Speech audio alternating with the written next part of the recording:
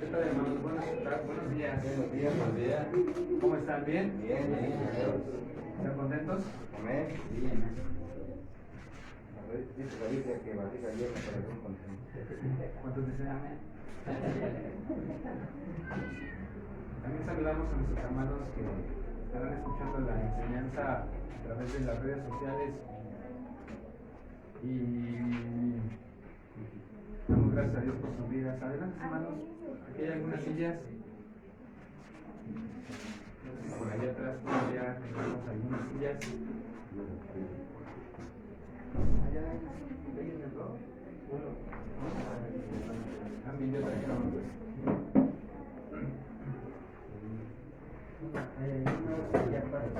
Hermano, Carlos, ¿está bien? Sí, yo ya lo veo. Está con los chavos, el hermano.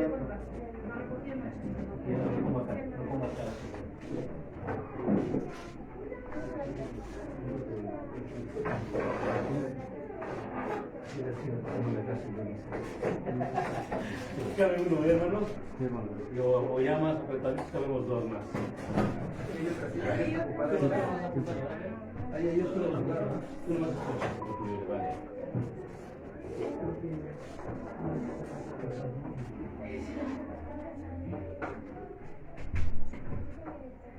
Bueno, gracias a Dios ya vamos creciendo el número.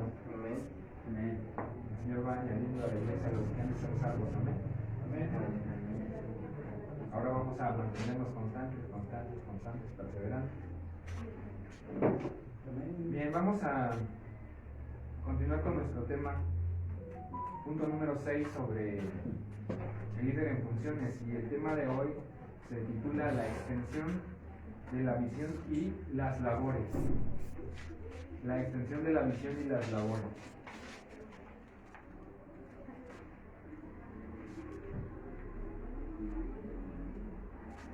Entonces, vamos a puntualizar aquí algo muy importante, hermanos.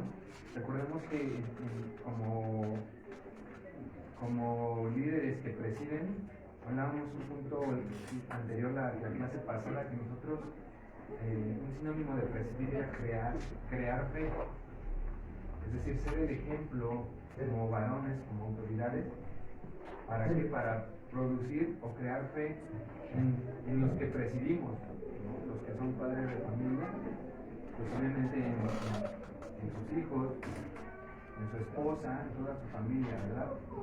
Pero tenemos que tener cuidado de que esa fe se proyecte más allá de nosotros mismos.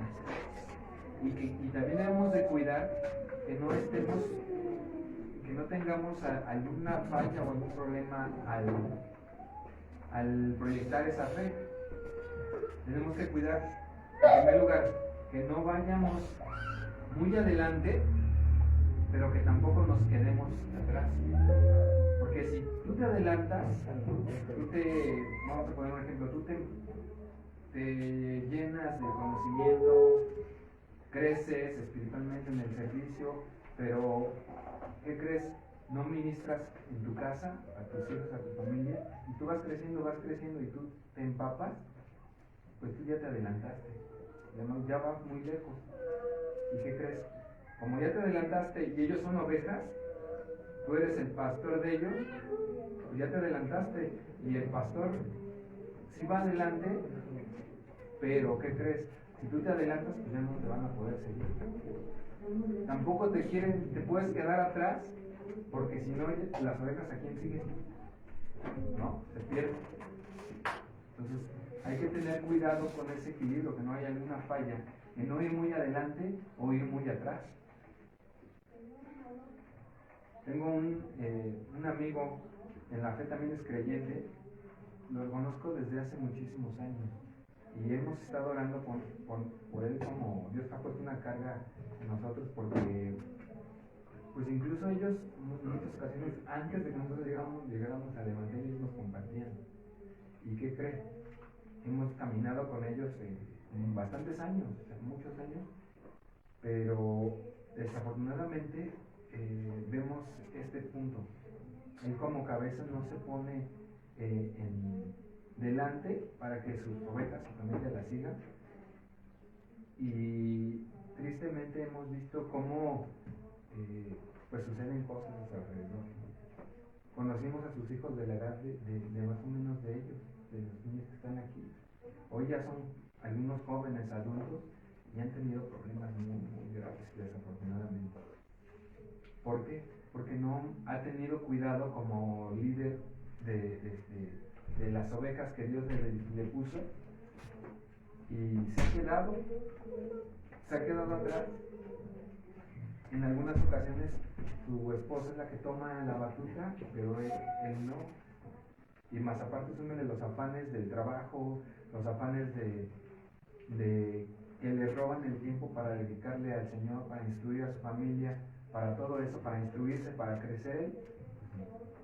Y tenemos que tener ese cuidado. Entonces, en esto, ¿qué se necesita para poder equilibrarlo? Sabiduría. Para que no se detenga esa extensión de la visión que Dios nos da, ni tampoco que se acelere desmedidamente en nosotros. Vamos a ver un ejemplo, vamos a estudiar un ejemplo en la Biblia para ilustrar esta situación. ¿Dónde la vemos? En Nehemías. Aunque ya hemos hablado en otra clase acerca de esto, vamos a tomar algunos puntos de cómo él, antes de ponerse al frente, recuerden que Nehemías se puso al frente de todo el pueblo, pero antes de eso, ¿qué cree que hizo? Él evaluó la situación. Él mediaba antes de ir, se preparó y luego ya cuidadosamente volcó la visión al pueblo, y vamos a ver qué respuestas tuvo, ¿no? Entonces vamos a Nehemías 1:1. Nehemías 1:1, y vamos a leer el versículo 1 y 2. Dice así: palabra de Nehemías, hijo de Acaías. Aconteció en el mes de Kisleu, en el año 20, estando yo en Susa, capital del reino, dice el versículo 2, que vino Hanani, uno de mis hermanos, con algunos varones de Judá, y les pregunté por los judíos que habían escapado, que habían quedado en la cautividad, y por Jerusalén. Ponga ahí, primer punto que vemos aquí, o punto número 1, o como usted le quiera poner. Primero, ¿qué vemos ahí? Vemos a Nehemías preocupado por la obra del Señor, ¿no? Dice ahí el versículo 2, ¿no? Les pregunté, dice, con algunos vino uno de sus hermanos, con algunos varones, dice, y les pregunté por los judíos que habían escapado. Entonces se preocupó por la obra del Señor, por el pueblo de Dios. ¿Qué tenemos que hacer nosotros? ¿Qué iniciativas aprendemos ahí? Preocuparnos, ¿no? Tiene una carga por el pueblo de Dios. Se pregunté por los que habían escapado y habían quedado de la cautividad, y por Jerusalén. Nehemías sabía que algo andaba mal ahí. Y el versículo 3 viene la respuesta. Y me dijeron, el remanente, los que quedaron de la cautividad allí en la provincia, están en gran mal y afrenta, y el muro de Jerusalén derribado y sus puertas quemadas a fuego. La respuesta que recibió no era una que lo alentara, ¿no? Dice, las personas estaban mal y el muro de la ciudad caído y sus puertas quemadas. Entonces, aquí le exponen la situación, y Nehemías pues ve que no era una labor fácil, ¿no? Las personas estaban mal, la ciudad estaba deteriorada, las puertas, los muros caídos. Es una escena que le plantearon a Nehemías, una escena desoladora, una escena, vamos a decirlo de una forma, que él lo veía humanamente imposible. Imagínense, era un pueblo, ¿en cuánto tiempo se levantó ese pueblo? ¿Cuánto tiempo se levantó las puertas, los muros? Y la gente estaba mal, tal vez todo lo veían perdido. ¿Cuántas circunstancias a veces en nuestra vida las vemos así? No, ya no cómo hacerle. Así nos vamos a enfrentar, mis hermanos, a circunstancias desoladoras, a circunstancias en muchas ocasiones que veremos imposible, obviamente en nuestras fuerzas, a nuestros ojos, que ya no hay ninguna salida. Que ya no hay ninguna salida. El segundo punto que vemos ahí, en el versículo 4, vamos a leerle, dice: cuando oí estas palabras me senté y lloré e hice duelo por algunos días, dice, y ayuné y lloré delante de Dios de los cielos. ¿Qué hizo Nehemías en este punto?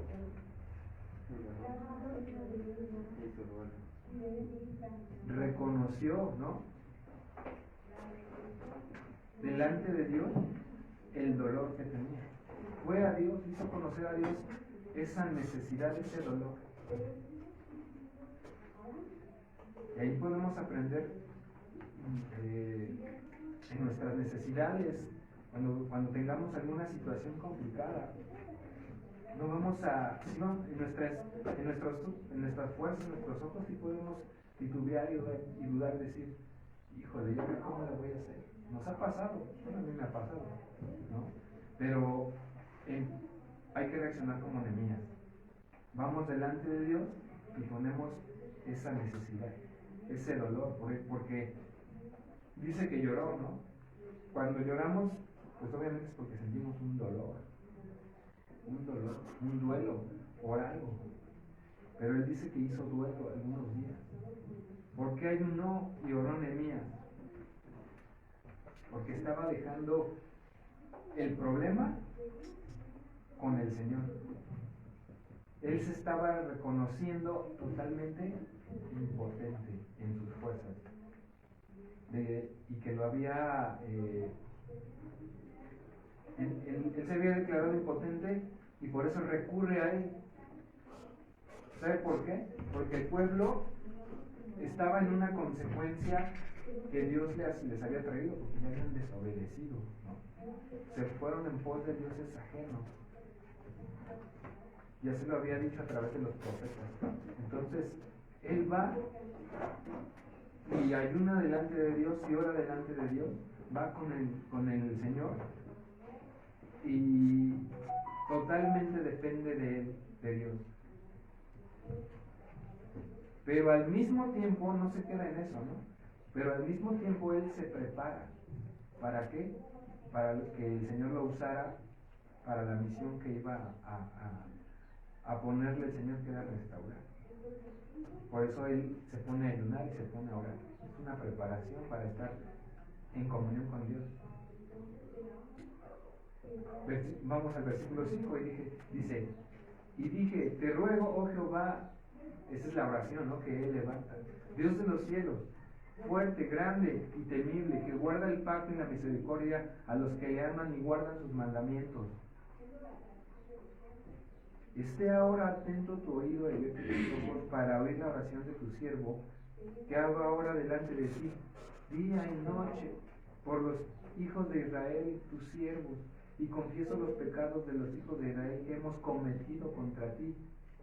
Yo y la casa de mi padre hemos pecado.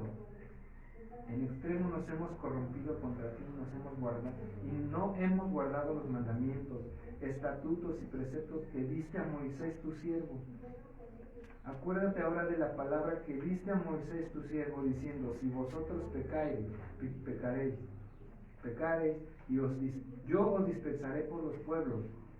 Y el versículo 9 dice lo que dice, si os volvereis a mí y guardareis mis mandamientos, y los pusieres por obra, aunque vuestra dispersión fuera hasta el extremo de los cielos, de ahí os recogeré y os traeré al lugar que escogí para hacer habitar allí mi nombre. Versículo 10. Ellos pues son tus siervos y tu pueblo, los cuales redimiste con tu gran poder y con tu mano poderosa. Versículo 11. Te ruego, oh Jehová, esté ahora atento tu oído a la oración de tu siervo y la oración de tus siervos, quienes desean reverenciar. Concede ahora pues buen éxito a tu siervo y dale gracia delante de aquel varón. Dice, porque yo servía de copero al rey. Toda esa oración de Nehemías, vemos que no era un hombre que ignorara los principios de Dios, ¿no? ¿A qué apeló? A la palabra. ¿A qué apeló Nehemías para en su oración para que Dios le respondiera? A la palabra de Dios, a las promesas de Dios, ¿no? En su oración. ¿Y eso que nos enseña? Está apelando a un atributo de Dios, la fidelidad, porque Dios es fiel a su palabra. Apeló a su fidelidad, a la misericordia, para que los escuchara. A veces nosotros vemos que Dios no nos responde en nuestras oraciones, mis hermanos, porque muchas veces no apelamos a su palabra, no apelamos a sus atributos. Entonces, ese es un buen principio que aprendemos ahí. Y reconoció, ¿no? Reconoció la infidelidad del pueblo de Israel, porque no pusieron por obra los mandamientos que les había dado a través de Moisés. Entonces, esta oración la podemos estudiar y aprender muchísimos principios. Pero ¿sabe qué también vemos ahí que es lo más importante? Y a lo mejor no podemos alcanzar a ver hasta dónde llegó Nehemías. ¿Sabe qué estaba haciendo ahí Nehemías? Estaba quebrantando. Se estaba quebrantando, pero de una manera profunda, porque decía que oraba de día y de noche. ¿Hasta qué profundidad llegó ese quebranto de este líder? ¿Y qué vemos ahí? Él le puso una carga por las ovejas, por su pueblo, porque esas ovejas estaban cautivas, estaban dispersas. Y en esa dispersión ellos estaban sirviendo a otros dioses que no eran el Dios verdadero, el que se les había revelado, ¿no? El que los había libertado. Entonces es un quebranto, es una carga por las ovejas que vemos ahí. Y ese quebrantamiento, pues, lo vemos ahí en esa oración, una oración profunda. Y fíjese qué efecto tuvo esa oración como tercer punto. Lo vemos en el capítulo 2 ya. El tercer punto es: Dios abrió el camino para que hablara con el rey, ¿no? Nehemías capítulo 2. Dice: sucedió en el mes de Nisa, en el año 20 del rey Artajerjes, que estando ya el vino delante de él, tomé el vino y lo serví al rey.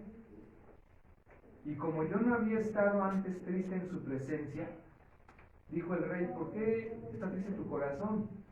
Pues no estás enfermo. ¿No es esto quebranto de corazón? Entonces, ¿qué dice ahí? Temí en gran manera. Dije al rey: para siempre viva el rey, ¿cómo no estará triste mi rostro cuando la ciudad, casa de los sepulcros de mis padres, está desierta y sus puertas consumidas por el fuego? Me dijo el rey: ¿qué cosa pides? Entonces oré al Dios de los cielos y le dije al rey: si le parece al rey y tu siervo ha hallado gracia delante de ti, envíame a Judá, a la ciudad de los sepulcros de mis padres, y la reedificaré. Entonces el rey me dijo, y la reina estaba sentada junto a él, ¿cuánto durará tu viaje y cuándo volverás? Y agradó al rey enviarme después que yo le señalé el tiempo. Además dije al rey: si le parece al rey, que se me den cartas para los gobernadores al otro lado del río, para que me franquee el paso hasta que llegue a Judá. Y carta para Asaf, guarda del bosque del rey, para que me dé madera para enmaderar las puertas del palacio de la casa y para el muro de la ciudad y la casa en que yo estaré. Y me lo concedió el rey según la benéfica mano de Dios sobre mí. ¿Verdad que no dijo según mi oración? Le dio toda la gloria a quién? A Dios, en esa respuesta. Pero no, Nehemías, lo que vemos ahí es como él se sorprende, ¿no? de la reacción del rey cuando le pregunta lo que le sucedía, ¿no? Que lo ve triste. ¿Por qué estás triste? Porque él nunca lo había visto triste, ¿no? Fíjense cómo Dios obró en ese rey que hizo de una manera milagrosa o sobrenatural que el rey se interesara en su problema. Se interesó en su problema. Y el rey era un rey pagano, ¿no? Y Dios lo usó para que fue un instrumento que Dios le puso en su vida a Nehemías para que llevara a cabo ese propósito, la visión que ya le había dicho. Y fíjese cómo el contraste al principio cuando él pregunta cómo está mi pueblo, y cuando le dijeron, no, pues la ciudad está devastada, Nehemías, y todos están dispersos, y están mal, Nehemías. Y aquí el contraste, ¿no? Donde de que él lo veía imposible, Dios lo hace posible, utilizando medios que a nuestra percepción, a nuestra visión, pues no podrían ser, ¿no? Y dice que le solicitó dos cosas. Si notaron, le solicitó dos cosas en el versículo 4. Me dijo el rey, ¿qué cosa qué? ¿Qué cosa pides? Entonces le pedí dinero, le pedí viajes, le dije póngame en autoridad sobre todos. ¿Sí le dijo eso? ¿Qué hizo Nehemías? ¿Qué harías tú si una autoridad te dijera, ¿qué cosa pides? ¿Qué le pedirías? ¿Dirías primero a Dios o le dices, o tú pones tus peticiones directas?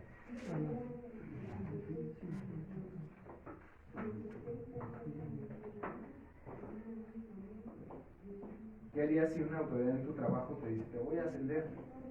¿Pero qué crees? Que ese ascenso te va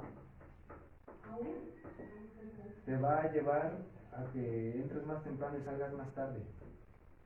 Y a veces hasta no vas a descansar. Pero si vas a ganar el doble de lo que ganas. ¿Qué harías? ¿Orar a Dios o decimos sí, vamos, lo tomo? ¿No? Entonces es un principio importante, porque el rey profano le puso a Nehemías, ¿qué cosa pides? Y eso va a venir a mis hermanos, porque ahí ya Dios le había puesto una visión, pero va a venir también en nuestra vida, en nuestro plan, que Dios tenga para nosotros. Y el versículo 5 dice, y dije al rey, si le place al rey y tu siervo ha hallado gracia delante de ti, dice, envíame a Judá, a la ciudad de los sepulcros de mis padres, y la reedificaré. Envíame a Judá. Esta frase que le pone ahí está diciendo, delégame esta misión, delégame, hazme este delego, envíame. O sea, tú, rey, dame ese delego. ¿Saben qué significa eso? Fíjese cómo después de ver a Dios y lo que le pide, cómo todo está en orden. Cuando le dice delégame, él se está metiendo bajo autoridad del rey. Porque si él él lo enviaba, pues tenía toda la autoridad, la investidura de la autoridad del rey para ir, ¿no? Él obviamente ya había visto que Dios le respondía y que él estaba con él. Y él podía haber dicho, Dios está conmigo, yo voy y hago lo que quiero. No, por eso le dice, envíame. O sea, me someto bajo tu autoridad. ¿Se fijan? ¿Qué aprendemos aquí? Nosotros también debemos estar bajo autoridad. Y Dios nos va a poner autoridades en lo secular, en lo espiritual. Obviamente nuestra cabeza es Cristo. Él sabía que el imperio estaba bajo su autoridad, pero que a su vez el dominio de esa autoridad la tenía Dios, ¿no? Porque dice la Biblia que no hay autoridad sino de parte de Dios. Entonces, nosotros nos tenemos que someter a las autoridades, hermanos, seculares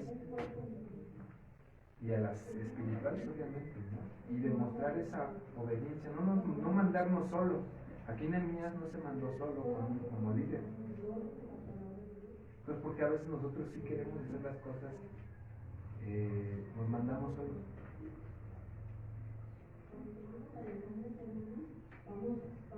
Entonces vemos que le pide, envíame a mí, se somete bajo la autoridad.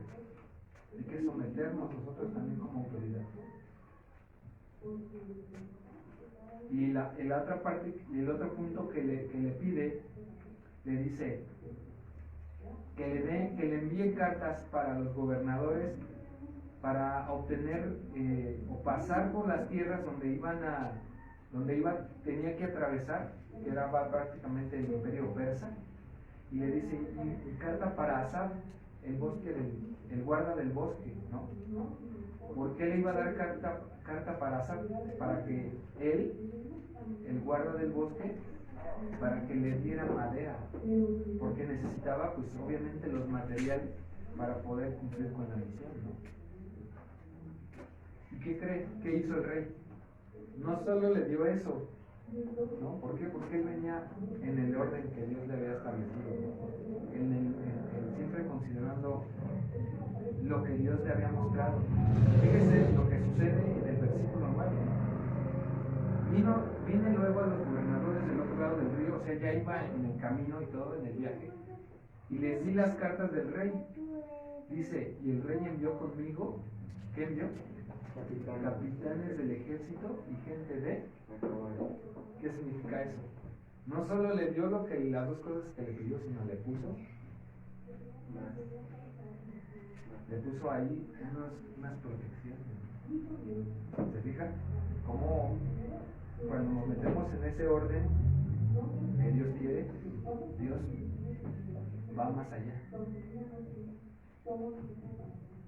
Era una seguridad que llevaba ahí Nehemías. Capitanes del ejército y gente de a caballo, una seguridad extraordinaria con el que él iba en ese viaje. Y obviamente eso no lo esperaba Nehemías, ¿no? Pero Dios ahí obrando, guardando su vida. A veces Dios hace más cosas, hace cosas más allá de lo que nosotros le pedimos. ¿A cuánto les ha pasado? Amén. A mí me ha pasado.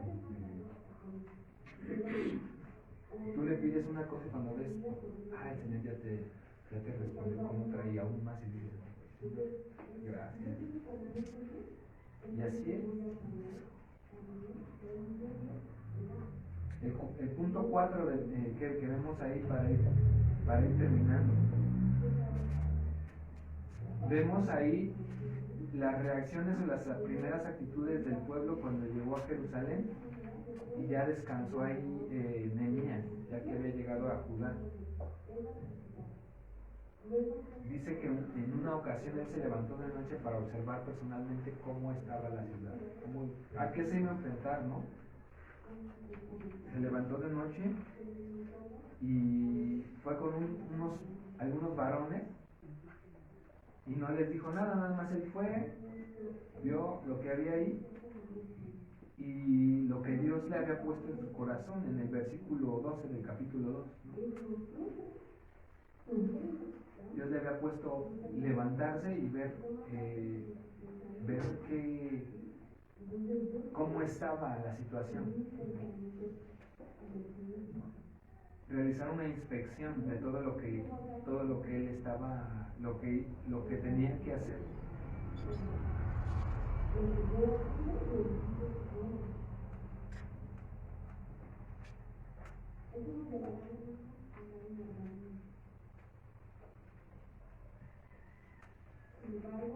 El quinto punto, la transferencia de la visión. Aquí ya cuando él al pueblo le transfiere lo que Dios le había mostrado, ¿no?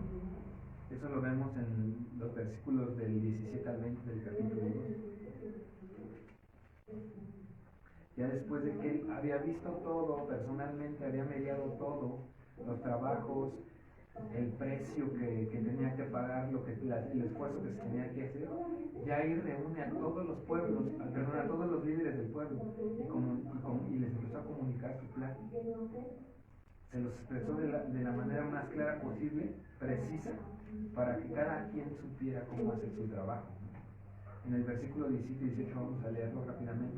Dice, les dije pues, vosotros veis el mal que nosotros, en que estamos.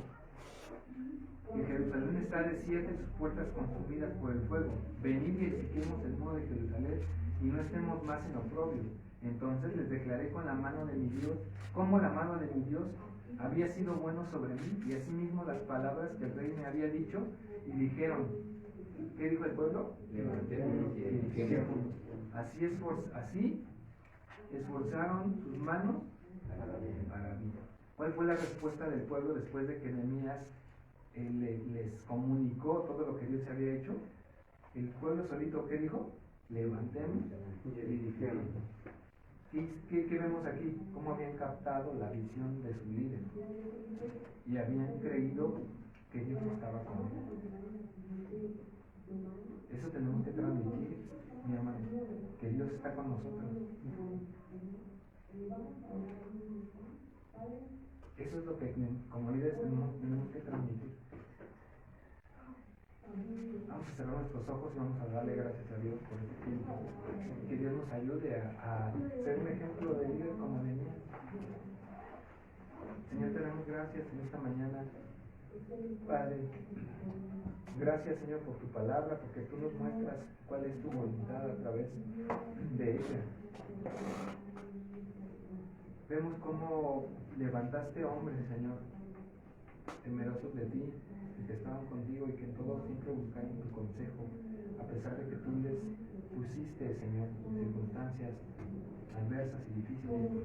Señor, que podamos ser nosotros esos hombres, Señor, que se levantan con ese liderazgo, con esa visión que tú les has puesto, y que nosotros impactemos, Señor, y que causemos lo que Nehemías causó en el pueblo después de haber transmitido las palabras. Y dijeron, levantemos y edifiquemos aquel pueblo, y se esforzaron. Que así seamos, Señor, en donde tú nos has puesto, allí con nuestras familias, en nuestro trabajo, aquí en el ministerio, Señor, en todo, que podamos aplicar tus principios y con evidencias, Señor, podamos impactar. Te lo rogamos en el nombre que es sobre tu nombre, en el nombre de Cristo Jesús. Vamos a orar así mismo por las ofrendas, hermanos. Si alguien les ha puesto en su corazón ofrendar, damos gracias a Dios, Señor. Te damos la gloria y la honra por este tiempo de ofrenda, Señor. Oramos por ellas para que sean de edificación para tu obra, para que tu obra siga adelante, Señor. Todo proviene de ti, de lo recibido de tu mano te damos, Señor, con un corazón alegre, no con tristeza ni por necesidad, Señor, porque tú bendices al dador alegre y tu palabra dice que es más bienaventurado tal que recibe. En el nombre de Jesús. Aquí está el video.